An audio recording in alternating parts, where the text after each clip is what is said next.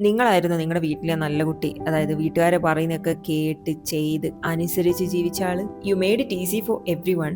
ഈ നല്ല കുട്ടി സർട്ടിഫിക്കറ്റ് അത്ര നല്ല കാര്യമൊന്നുമല്ല. That actually meant you had to earn love. നിങ്ങൾ എന്തെങ്കിലുമൊക്കെ ചെയ്തു കൊടുത്താൽ മാത്രമേ പേരൻസ് നിങ്ങളെ ഇഷ്ടപ്പെട്ടിട്ടുള്ളൂ. You became quite obedient. Parents പറയുന്നതൊക്കെ കേട്ട് അക്സെപ്റ്റ് ചെയ്തങ്ങ് നിന്നു. നിങ്ങളുടെ നീഡ്സ് ഒക്കെ സെക്കൻഡറി ആയിട്ട് മാറി. അതിനൊന്നും ആരും ഒരു വാല്യൂ തന്നില്ല. നിങ്ങളുടെ ഇമോഷൻസ് അത് കേൾക്കാൻ, അത് വാലിഡേറ്റ് ചെയ്യാൻ ആരുമില്ല. So you just suppressed it. എത്ര ഹേർട്ടായാലും എപ്പോഴും ഒരു ഹാപ്പി ഫേസ് ചിരിച്ചുകൊണ്ട് ഇങ്ങനെ നടന്നു. നിങ്ങൾക്ക് നോ പറയാൻ നല്ല ആഗ്രഹം ഉണ്ടായിരുന്നു, but you kept saying yes to everything.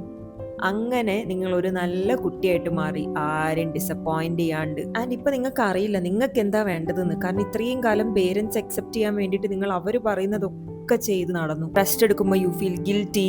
നിങ്ങളുടെ ഫോൾട്ട് അല്ലെങ്കിൽ പോലും നിങ്ങൾ വെറുതെ അപ്പോളജൈസ് ചെയ്തു, ഓവർ എക്സ്പ്ലെയിൻ ചെയ്തു, ഓവർ ഗിവർ ആയി മാറി.